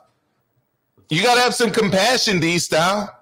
You talk about motherfuckers that don't have any jobs, don't have any girlfriends, don't have any wives, any kids. Nothing in their lives matters other than, Mom, I want to watch DAZN tonight. Is it okay if you don't make me eat dinner with you at 9 o'clock? Because I want to be in the basement and I want to watch DAZN. It's tough. I don't know if you're doing this on purpose, but you really do sound like a YouTuber on here. Some compassion, bro. Have some compassion, okay? It's not easy. It's not easy to borrow mom and dad's MasterCard for DAZN, then watch these fighters get hit a little bit, because then you're gonna go on Twitter, on Instagram, and on Facebook, and all the other social media platforms, and bitch and moan. Okay, obviously, this is the sport of hitting and not being hit. In all seriousness. But Virgil Ortiz realized, you know what? I can get hit. You know what? This guy doesn't hurt me that much. You know what? I can take these shots and walk this dude down and knock him out. And that's what he did. And all credit to Virgil Ortiz. All right. Hey, at the end of the day, this boxing shit's crazy, bro. You know what I mean? I just don't think it could get any crazier. Now, I do want to make sure, you know, sometimes, because a lot of fans out there, they're like, oh, but why doesn't he just stick and move? And like, because not everybody could fight that way. If this dude fought that way, he would never win a fight. If he tried to stick and move and hit and not get hit against Vernon Forrest, he wouldn't have won the fight. Okay? Yo no voy a dar la madre a ese cabrón. Sí, a mí me digan que no me puede pegar. Yo me dejé que él me pegue. Y todo le di la madre a ese cabrón. Yo le partí la madre a ese cabrón. Yo soy mejor de Nicaragua. Ese pinche chocolatito no nada. Y yo soy el campeón de Nicaragua. A mí ese chocolatito, ¿qué? Está al tamaño de mi pierna ese cabrón. All right? That's all I got to say about that. All right? At the end of the day. All right? Anyways, guys. I want to go ahead and proceed, all right? And whoa!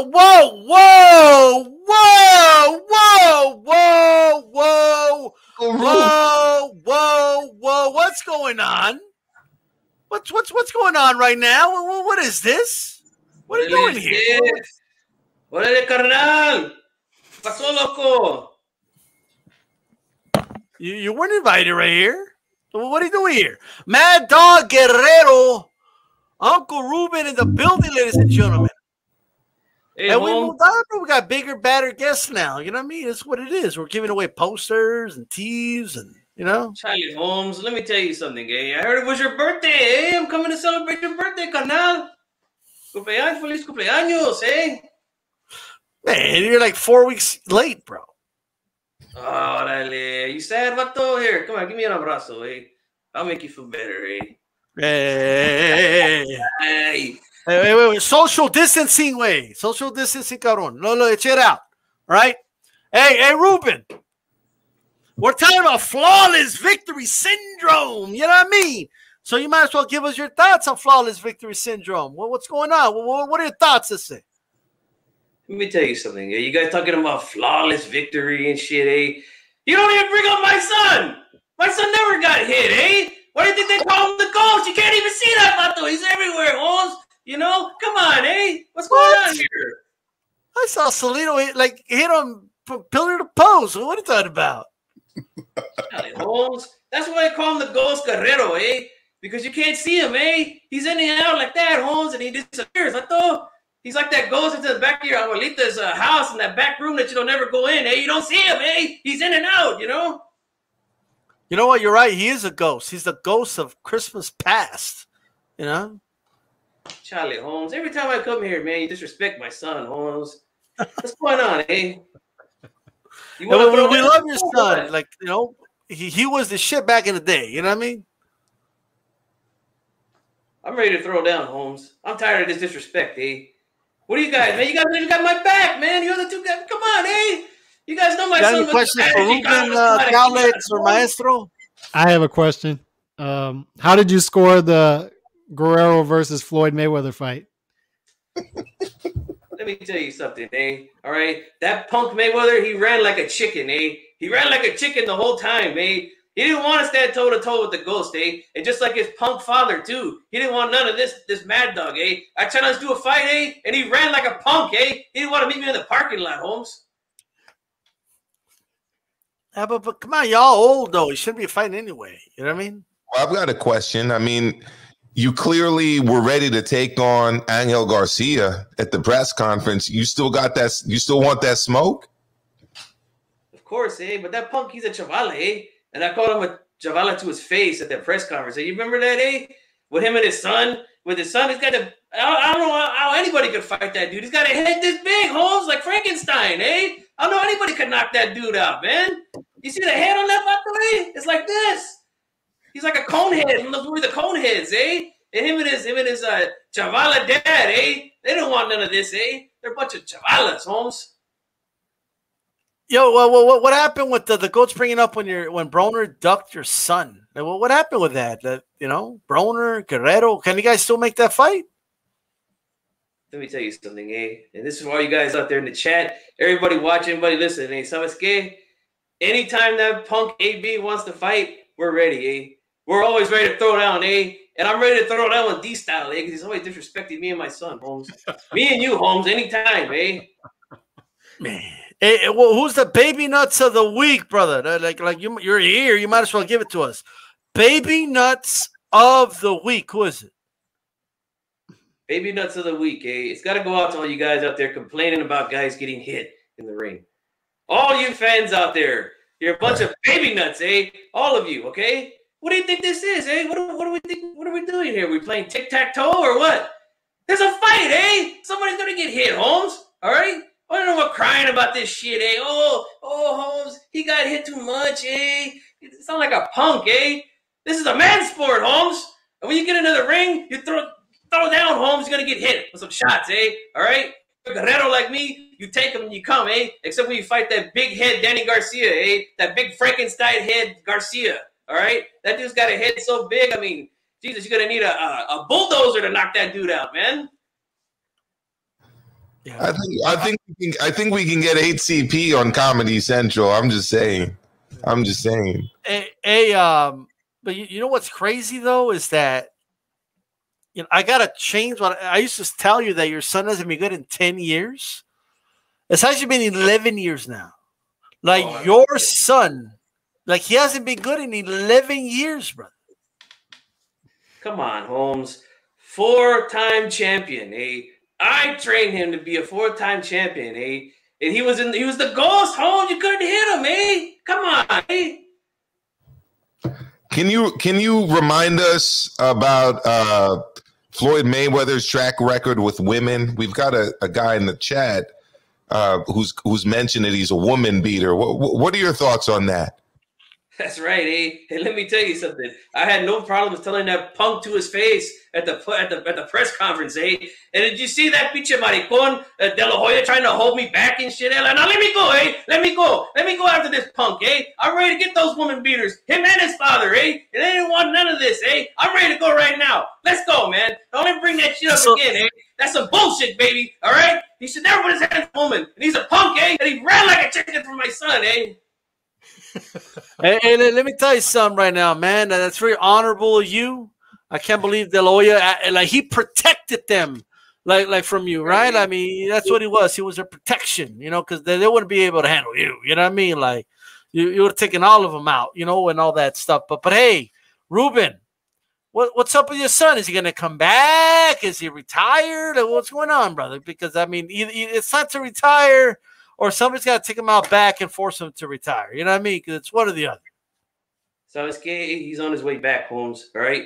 We tried that CrossFit shit, It didn't really work, We're taking him back to the streets, We're going back to the barrio and learning how to throw down like we did back there in the streets of Gilas, Holmes. And he's gonna go find el ojo del tigre, right? Like you're gonna like find the ojo del tigre. That's right, Simon Mato, we're coming back, We're gonna get all these punks, And those women beaters, those Mayweathers, we're coming after them again. We want them again, Get them back in the ring, Tell them to stand toe to toe this time and fight like a man, not like a chicken, Hey, but what's with like your son though? Like he hasn't been good in 10 years, bro. And stop barging into my show. You're supposed to ask ahead of time when you want to come on. You can't just barge in, like. Charlie Holmes, I built this ship, and I can take her down if I want to, Holmes. All right, I was the first major guest on this podcast, Holmes. Don't ever forget that. All right, G-Funk already told me about you, All right, so me and you, we're an invader is not a guest. You just barged in. By the way, I thought this was you, Cholo Box. That's not you. Shit, that vato's got a firme brocha and a hat. You see that, Holmes? Shit. Me and him, man, we're gonna get together, have some cervezas and shit, Holmes. We're gonna party, Holmes. You know what I'm saying? Hey, get that my number, I was gonna give you a pass. I'm gonna give you a pass this time, but next time, just barge in. I'm gonna knock you the fuck out. I'm telling you that right now. I'm gonna just knock you the fuck out. I'm gonna knock that mustache off your face next time you just barge in. You understand me? Do you understand me? Yes or no? You see the yes or no question? Ready, Holmes? Let's go. Let's throw down. I'll knock you out, bro. I'll knock you the hell out. You're lucky Calix and Maestro in front of me. Okay, blocking the way. I swear to God, if I can get through you, I'll beat the shit out of you. Do you understand me? Pachuco kick, Boom. You see that, Holmes? I give you the Pachuco kick, I'm ready anytime, I'm always ready, You got baby nuts, You got baby nuts since 2007. Charlie Holmes, I don't want to hear none of that, I'm the Mad Dog, I'm ready to throw down anytime you want it, Pluto. Okay, deal, Double G, right? Any final thoughts before I kick you out? Don't forget this, My son, that's why they called him the Ghost, You couldn't hit the guy, all right? That's flawless victory right there, Holmes. I'm out of here, Fuck this shit, You guys know how you go. Now you breathe. You breathe because I let you breathe. Okay, you breathe on this show because I let you breathe, Ruben. Okay, don't ever forget that. Do you understand? You breathe because I let you breathe on this show. All right, that's the only reason you breathe. What are you gonna do about it? Tell me what you're gonna do. You're gonna chop I'm about to put you in the category with that Chavala Angel Garcia, I'm about to put you in the category with him, Holmes. All right. Get out of here. Get out of here. Get out. Anyway, sorry for the interruption, guys. That was completely unexpected. I don't know where G-Funky's at, right? I mean, he just invades G-Funky's home and, he just, takes over his Uncle Ruben. But that's not here nor there. That's right, Rob Boxing is always starting these problems. Just barges in. You know what I mean? Uncle I don't know about his son never getting hit, though. I don't know about that, but... The Ghost? I don't think that's what they call him, the Ghost. We never see him and G-Funky in the same place. It's crazy. Right? It's just one of the craziest things, bro. You know what I mean? So, I don't know. I always wondered that too. Hey, by the way, guys, teespring.com/stores/D-Style Boxing. A lot of great tees. This is the one that Calix has right here. Okay, great stuff. This is the new edition, right? Right there. We got D-Style Boxing tees on there. We got the second edition HCP. I got this hoodie on right now. This one right there. All right. And look, we got the Puerto Rico, Cuba, okay, the United States of America on there as well. Okay. The USA. That's right. Hey, I want to talk about this, man.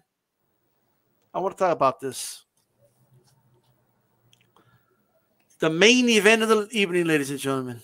Mm-hmm. Terrence Crawford comes out and he says that he feels that Canelo's avoiding Charlo and Andrade. I know, Milker, I know. And by the way, you guys can call 917-426-8061. It's scrolling on the bottom of the screen. So, Theo, I know you asked, so you could call. All right. Crawford says that Canelo is avoiding, African American fighters, pretty much. I don't know if he said African American or he said black, but either way. Well, Andrade's not African American, but I digress. Well, maybe he meant black, but either way. Cape Verde, it's Andrade, but I digress. I bring back the homie. I was feeling what he was saying. It's just solo boxing. We're not going to fire G Funky for Uncle Ruben, right? What's going on, G Funky? Like, what? You just let this dude just take over? You know what I mean? He just barge in your home or what? Hey man, I can't get in the way of that Mad Dog, bro. He's a down dude, man. I ain't stepping in the way of that train. Oh man. Hey, check out. Two Shots says Robert started as a featherweight and he had some big. You know what? That is true. He was at 126, bro. He was. Anything he did at 147, 140 is just extra, to be honest. Yeah, extra. Extra. Yep. Hey, I want to start with you, Milcar. Yep. What do you make of Terrence Crawford? And tell me how you really feel, by the way. Right? Well, it's a tough First of all, what do you think about Andrade? Andrade. I don't like Andrade. I like Shout out to the cat, by the way. Shout out Milcar's cat. I like Andrade because you know what? You can be black and not be African American. I'm black. Right. My background's Caribbean. My first name is a Spanish name. My mom's surname is my mom's from Central America, half Mexican. Like, you can be black and not be African American. You don't have to take your name and then switch it up and make it in some kind of English waspy sounding name. It's just ridiculous. Anyways, I also wanted to bring up the fact that the best young prospect in boxing's name is Amilcar Vidal. So you've never talked about this dude on HCP. I have no idea why. I'm going to say it again. Best young talent in boxing is Amilcar Vidal. So look him up and Chad, you can come check me about that. Xander Zayas is the best young. Amilcar Vidal. And it has nothing to do with his name either, by the way. So I don't want anybody saying. Shout out to your Tocayo. Yeah. He's the best young prospect in boxing. Anyhow, back to the matter. Look. Terrence Crawford doesn't know what he's talking about in this case. At the end of the day, my man has taken on everybody who's out there. Who's out there right now that he hasn't taken on? Literally, you name him, he takes them on. And all of these people that are complaining about Baturviev, the same guys that are complaining about Ortiz getting hit, Canelo didn't take on Baturviev. I want him to take on Baturviev. No, shut the fuck up. He's going to take on the Baturviev. He just needs to handle business at 168. You best believe he'll be moving up to 175 to handle business there afterwards. All of this stuff is a distraction. Terrence Crawford needs to focus on getting a big fight. He doesn't have a big fight lined up. And unfortunately, because he doesn't have a big fight lined up, he's doing a lot of this. He's doing a lot of that. He's doing a lot of that. Okay? And we really need to get this guy a fight so that he can keep Canelo's name out of his mouth. Because at the end of the day, Canelo is like, what was it that Joel Embiid said? He's occupying space, right? He's taking up space in motherfuckers' heads and not paying any rent. Right? That's what Canelo's doing. So, guys, Canelo's got his plan. It's Saunders. It's Plant. It's undisputed 168. Then he can move on to the next thing. And until that happens, other people, they really need to start just focusing on their business. And at 147, unfortunately for my man Crawford, there's not really much going on for him right now. And I think that's what the problem really is. Look, first of all, who's the last African American Crawford fought? Like, no bullshit. Like, can't even remember. Seriously, is it Ndongo? Not going African American. I know, but still, no. We look. Hey. He's African. He's not African American. Right. American is you trace your roots to the southern states, like to the slave. I think Canelo's fought more African Americans than him. No, which is why Andrade's not an African American. Andrade's from Cape Verde. That's where his family's from. But I digress. But I mean, it was a rhetorical question, guys. In other words, he hasn't fought any. Crawford. Bud Crawford. I don't know if you know this, but Danny Jacobs is from the U.S., and he's African American. Yes, he is. And Canelo fought him in a unification fight. What, he doesn't count or what? All of a sudden he doesn't count? Oh, well, not him. I mean, it's from New York. I don't know. You know what I mean? Like, I don't know what we're going to call New Yorkers. You know, he's got to be a African American from a red state. You know, like, what is this? Right? Come on. You know what I mean? I got to be really honest. Got to be very honest right now. We do need a fact check on whether he said black or African American fighter. That's what I'm saying. Okay. African American, though, it would be Hank Lundy. Right. Well, he also, I mean, Erislandy Lara's black, but he's not African American, so he fought Erislandy. Well, let's just wait on the fact check. If anybody can get that, then we'll go from there. Austin Trout is Panamanian background, but I digress. Look, he is. But check it out. Check it out. Let me burn. But look, Crawford basically says that Canelo Alvarez is looking for easy touches. That's what he's insinuating. We're honest, okay? He's looking for easy touches as he proceeds with his career, okay? I mean that's the insinuation right now. But if we compare the resumes, it's not even close. If we look at the resumes, Canelo's fought better opposition, and he's fought better black fighters, okay, if you want to narrow it down, than Crawford. He's fought better Europeans than Crawford. He's fought better black fighters than Crawford. I think he's fought better Hispanic fighters than Crawford. I don't think there's a category that Crawford is better. He said black fighters. Thank you. So he did say black. I mean, he's like, yo, you got a black fighter in the PBC side called Errol Spence. Go fight him and stop talking about what Canelo's doing. How about that? Go fight Spence. Fight Porter. Fight Thurman, dude. Like, you got plenty of African Americans or quote unquote black fighters at welterweight that you could fight. Come on. Canelo's fought better black fighters, better Hispanic fighters, better European fighters, better champions, better everything than Crawford. It's not even close. It's not even close. What do you mean he's avoid? Like, what does that even mean? Now, we want to talk specifics. Did he avoid Charlo, the fighter? I don't think he did. Last I heard, his own brother said, I wouldn't have turned down no money from a Canelo fight like you did. Oh, Batista, he was mad at his brother. We can't count that.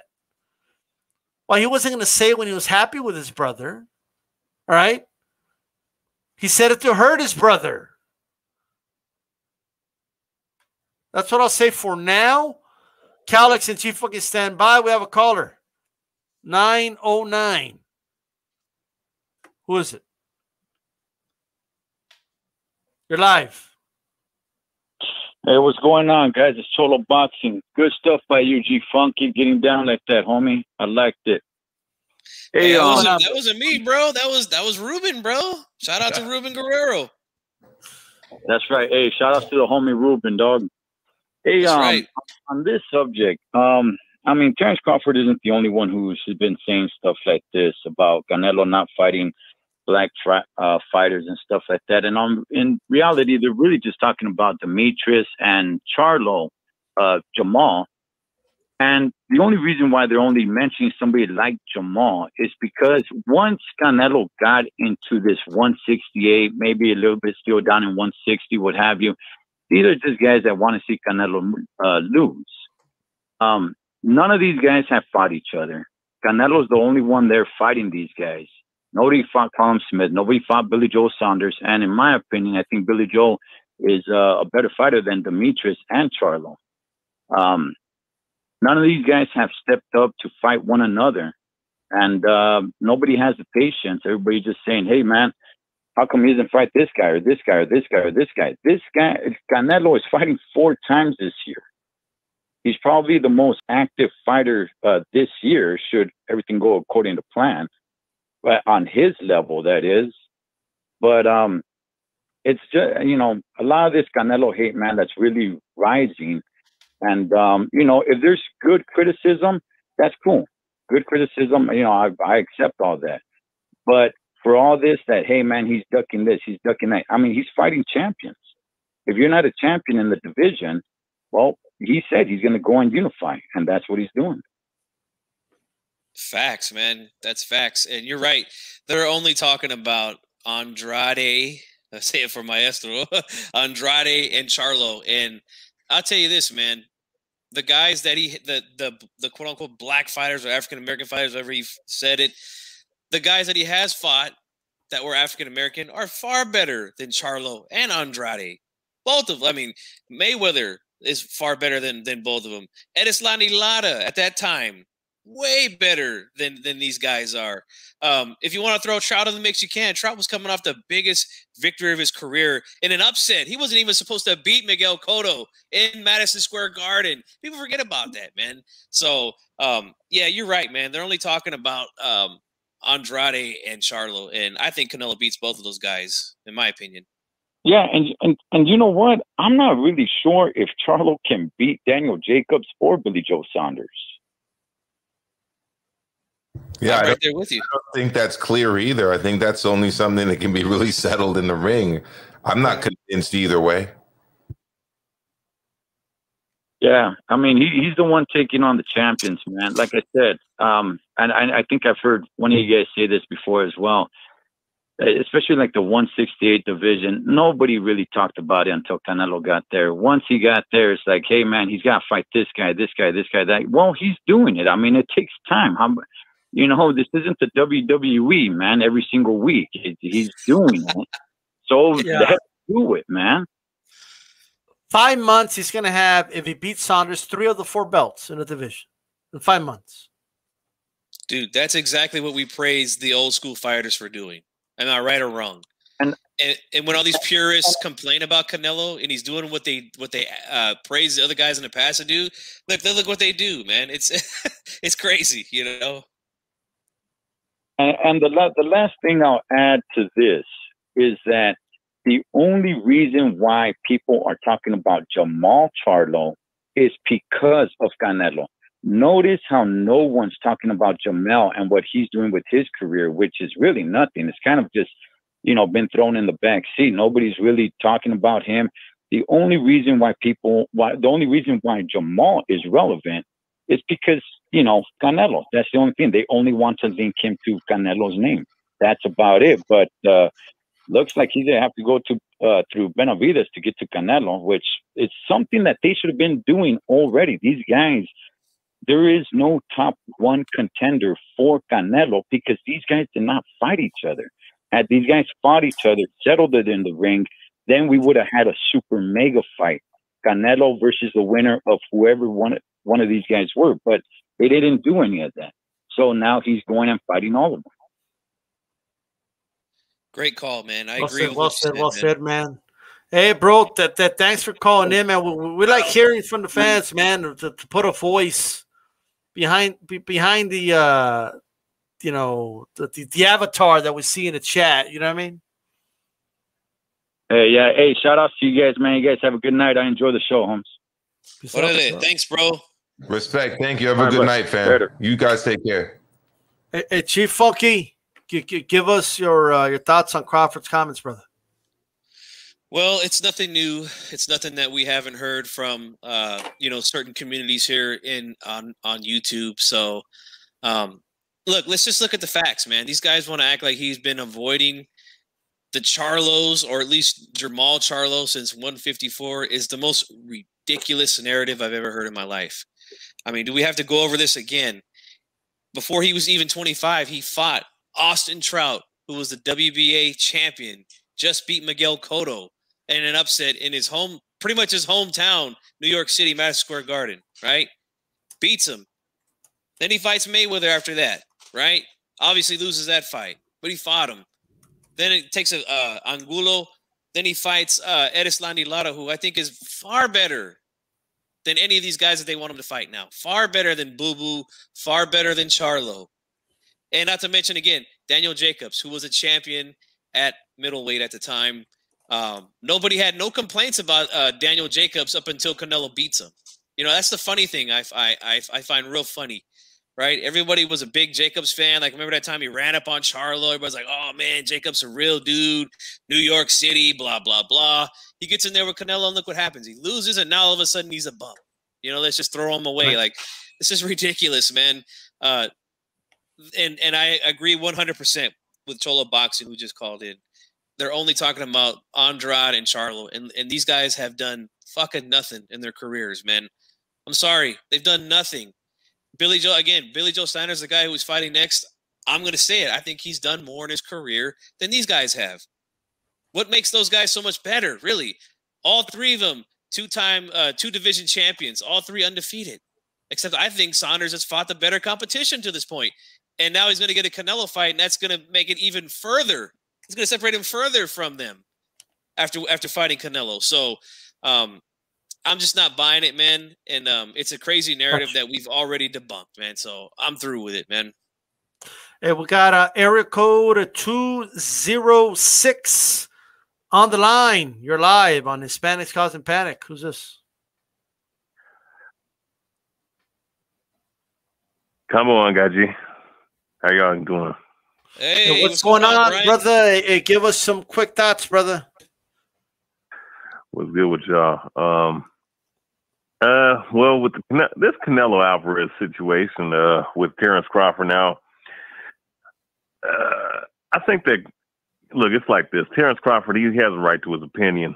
Nothing wrong with that. I mean, and I think in context, what he's saying is that he's not fighting, you know, the black fighters that are in the middleweight division that he is currently, you know, fighting in.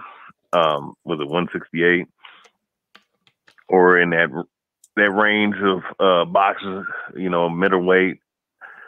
But you know, my thing with that is, you know, look, it's like this. You know, you have one man that's going out and fighting 4 times a year when boxers in general should be fighting at least 4 or 5 times a year, any damn way. And you got these guys in the sport that say outlandish things like this, albeit their opinion. I think that I think that you got to look at it from this standpoint. Well, you know, if you're gonna say that he hasn't fought black fighters or he's avoiding black fighters, or if you're saying even now or in the past, you have to bring up the receipts, so to speak. You have to bring up the factual evidence of him to prove your point. And the issue is most of these guys ain't fighting. Whoa, we lost Maestro, which has the line, and so therefore we lost the caller. I'm not sure what happened there. Let's stand by there. You guys are listening to Hispanics Causing Panic, 54th edition. I'm just waiting for, I don't know what happened with Maestro there. Shit happens. Live and uncut. All right. We got him back on. Whoa, we got an echo. You there, brother? Well. Oh, you have an audio issue there, Milcar. Let's get that resolved there. Do we still have the caller on the line? Oh, I'm not sure what that is. Shit does happen. Canelo's fighting a lot of UK dudes. His 92 AKU, but that's who happens to be on top. You know what I mean? Alti says he wants to call in. We'll see about that, brother. Amilcar, are you there? Yeah. Whoa. Sure. You got a bad echo, brother. Like a really bad one. Like, I'm not sure what that's about. Like Twilight Zone. Like I'm in the club or something. You know what I mean? Like say something again. Leave my glow sticks and shit. Like, well, what's going on over here? You know what I mean? Well, look, we can't fix that. We'll have to basically move on.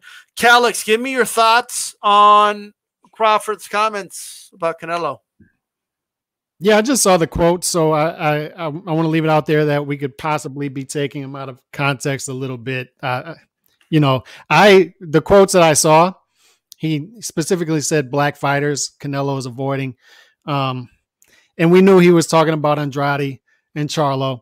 I didn't know that you could duck guys who are not in your division. Those guys are middleweights. Canelo's a super middleweight. But I assumed, which I think everybody does, when he said black fighters, he means the black style, correct? And like a Mexican style, like a European style. I'm assuming he's speaking of the black style, which we would think is technical fighter, hit and don't get hit, lateral movement, athletic, just using more technique than offensive-minded fighters. But who checks that box more than any other fighter around 168? Who checks that box? Lateral movement. Boxing, working behind the jab, boxing off the back foot. Billy Joe Saunders. So Billy Joe Saunders fits the black style of boxing better than Charlo does, who is going to. But he's not signed with PBC. What's that? He's not a PBC fighter, bro. Yeah, right. Caleb Plant signed with PBC. Therefore, we've been told for years that that's what Canelo struggles with. So he's fighting another guy who uses lateral movement, works behind the jab, who has a black style. More so than Charlo, who's going to stand in front of him and trade a smaller shot for a bigger shot and counter. So I don't really know where to go with this. Gotcha. It's obviously Terrence Crawford is frustrated with what's going on. He's frustrated with not getting the style, not getting the fights, and Canelo's getting the fights. So it's definitely jealousy there. But it was just frustrating to see this because I think Terrence Crawford is better than that. And if there's a guy, there's a guy not to criticize in boxing right now, it's Canelo. But there's much criticism to go around. Look, you guys just mentioned it. If Charlo wants the fight at 168 with Canelo, there's a path there. Fight Benavidez and then get the fight in that division, 168. But he's going to stay at 160 and say, I want to fight one time this year against Canelo. Dude, you got to earn the fight. Come on. Hey, we still have area code 906 on the line. Yo, can you guys hear me? Loud and clear. What's going on, brother? You're live on Hispanics, Cows, and Panic. Give us your thoughts. Man, I just think that Crawford is jealous of Canelo's Mexican huevos, bro. I think he's jealous of Canelo's frijoles rancheros. I think he's jealous of Canelo's career, of Canelo's car. He's jealous that Canelo fights how he wants to fight. I think it's pure jealousy, bro. That's what I think. CLT. Hey, what do you make of Virgil Ortiz's performance, bro, against Hooker? Hey, man, it was a great fucking war. Me gustó. You know, chingo de vergazos. Like it's supposed to be. He did get touched, but like you said, like who doesn't get touched? You know what I mean? Si te abres, like if you put yourself out there, you know, ¿me entiendes? Para los contraataques y para, ¿me entiendes? Para recibir los vergazos, you're going to end up getting touched. I think he fought badass. Me encantó. It's a great war. I think Hooker is too thin, man, too lengthy. Yeah. Okay. That's what I think, bro. Awesome, brother. Hey, give us some final thoughts before we go. Yeah, man. Muchas gracias, man. It was a great show. HCP. Peace. That's right, baby. Are you down with HCP? You know me. You know me. All right, brother. Have a good one. What an ALT. Good shit, man. And D-Stock, can I bring up one last point on that? Of course, yeah. About enough criticism to go around. Terrence Crawford, if I'm not mistaken, was a free agent not long ago, right? Could have walked away from Top Rank and went to PBC where more fights were available to him at 147. So that's what I say. I mean, you can throw criticism at guys all you want. There are reasons guys make decisions that they make. So Terrence Crawford needs to look at that as well. I'm a Terrence Crawford fan. I hope he gets his big fight. But he's just trying to get shine off Canelo right now in between fights. Absolutely, absolutely. Okay, and we got area code, and we have Sonteo, I believe, on the line. You there, Sonteo?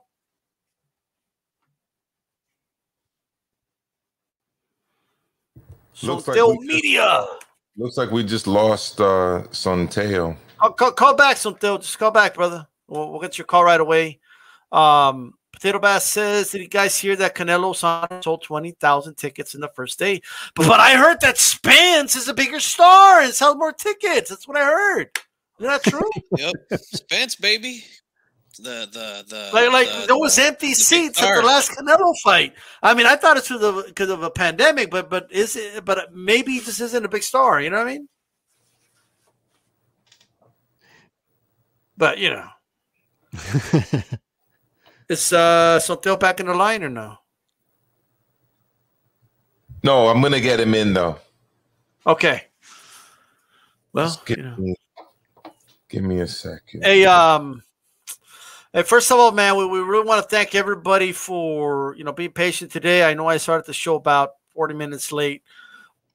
Just been busy, so it's basically my fault, but it's all good, And I want to give a shout out to a lot of people that support, HCP. A lot of you guys out there, man. We definitely appreciate it. Okay, a shout out to Christine. Shout out to Sonteo, Media. And everybody else, man, we definitely appreciate it. And Sonteo Media, just answer the phone, brother, and you'll get on. It's not spam. I'm basically calling them back in because he tried to call in during the last caller. Sonteo, are you there? Yeah, I'm here. There you go, Sonteo. We got him live and uncut. Subscribe to Sonteo Media. Talk, brother. What's on your mind? I just wanted to bring up 3 points on the Virgil fight. I sent something on the Discord where somebody interviewed Virgil Sr. post-fight, and they made it public that him and his son tested positive for COVID in mid-February. So they stopped training and they took a bunch of medicine to beat it. They didn't want to lose the fight date. They had already been in training for several weeks in California, and they got through that and still held the date. I got that from Chicana Boxing on YouTube, and I think that's pretty important to note that I think I got from a different interview that he said he felt that he was around 70%. That was my first point. My second point was in that same interview, Virgil Sr. said, if you were to ask him who he wanted next, he'd want one more fight before he put him in there with Bud. So he's been with Robert Garcia since 2018. His other trainer, Hector Beltran, who you saw him warming up doing mitts with, he was warming up with Hector Beltran. He wasn't warming up with Robert Garcia. That trainer's been with them since the amateurs. They know him. They know Virgil better than anybody, and his dad knows him clearly better than anybody. And he said he'd want one more fight And he didn't care if it was Keith Thurman or Danny Garcia or who, but he wanted one of those guys before a Bud fight. I thought that was important to note. And then my third and last comment that I wanted to bring up to you guys is that the scales have been off his last 3 fights. But he's always off just a few ounces. He's not off pounds. You know, it's always 3 ounces, 2 ounces. In his fight against Vargas in Indio, all he had to do was strip down. He dropped his boxers and he made that last 2 ounces. He didn't want to go back to his room because it was in the middle of the pandemic. He dropped his boxers and he made weight 147 flat. The scale was also off for a fight 3 or 4 fights ago. But the point that I'm trying to make is that this is a very disciplined fighter, that he's only off a few ounces and that he's not killing himself to make weight. He's made weight in a very disciplined fashion, sometimes even eating days into the cut. So it's not hard for him to jump into a sauna or go run a mile or go jump on a treadmill and get that 0.2, get that 3 ounces or whatever it is off. I just wanted to bring more light to some of these issues because a lot of narratives are starting to be thrown out there. And I've been in the gym personally with these guys, and I've had extensive conversations with Virgil Sr. And I think it's important to note, you know, he was sick. He was sick. He had to stop sparring, and he started sparring daily to make up for some of the time that he lost off once he started feeling better. So that's just some stuff I wanted to bring up. Awesome. Hey, man, you know, thanks for calling in, Sonteo. Got another caller up, bro, but thanks for calling in, brother. Respect, Sonteo. Thank you so much for the call, brother. Appreciate it. No problem. You guys. I'm going to take another caller here. Area code 206. You're live on Hispanic Causing Panic. I believe area code 206 is none other than the boxing historian, and we got him live again right now. How's it going, brother? How's good, man? How are y'all doing? Thank you, my man. Thank you so much. What's going on, brother? Give us some quick thoughts. We're about to wrap it up in a little bit, but we do apologize for the technical difficulties earlier. But give us some thoughts, brother. Oh yeah, no issue. Yeah, no, I was just basically saying, like, look, you know, at the end of the day, like Terrence Crawford, he needs to worry about who his next opponent is going to be than worrying about someone like Canelo Alvarez who's already fighting like 4 times a year. And you know, it's what to me, my whole thing is like putting things in a better context of who's fighting who's supposed to be fighting what. You know what I'm saying? And really focusing on your career, because, you know, it's a damn disappointment to me that the welterweight division has had all these guys and they barely have fought each other. And it's taken like 7 freaking years for them to even do anything. And I'm looking at a quick article just right now. You know, they're saying that the fight's never going to happen. And of course, it's more of Errol Spence's fault than there's Terrence Crawford. And I think we all are thinking that and saying that, you know what I'm saying? But here's the thing. Sitting up here saying that Canelo Alvarez hasn't fought many black fighters when he's fought freaking Floyd Mayweather, you know what I'm saying, and fought in, I mean, just a quality opposition that he's fought. It's just like, come on, man, you know. But with that said, though, I mean, you know, some other quick thoughts, just real quick. You know, I think there's going to be a lot of good fights that's going to be made this year with everybody that's going to be that's going to be fighting. You know, and hopefully we can get more title unifications. You know, and you know, hopefully there's going to be more quality heavyweight bouts as well this year, because that's what it's looking like on the horizon. So, you know, those are just some of the quick thoughts I had. And you know, look. I mean, at the end of the day, 2021 for boxing internationally as a whole looks like it's going to be a pretty damn good year. Absolutely. Hey, Big Brian, we appreciate you calling in, bro. You have yourself a good night, brother. Oh, yeah, same to y'all. Thanks so much, Brian. Appreciate the call. Hey, man, I want to thank everyone that tuned in to Hispanics Causing Panic episode number 54. Great show tonight. I want to thank, Calix and G Funky for listening on the Leave It in the Ring network, whether it's iTunes, iHeart, Pandora, Apple Podcast, Stitcher, and all that good stuff. We definitely appreciate your listen. And shout out to the Shoe Shine that's uploaded on the podcast form every Wednesday. That's with 408 Dave from the 408 and his co-host Drew, who doesn't like Canelo very much, but that's okay because we all have our own opinions. Doesn't like Canelo. Car, give us some very quick final thoughts before we sign out. Yo, my final thought is simply, who's down with HCP? I'm down with HCP.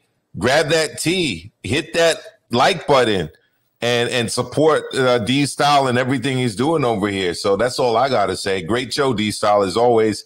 Thank you for having me on. I'm definitely down with HCP. Everybody is, okay? This is D-Style Boxing. Keep it boxing.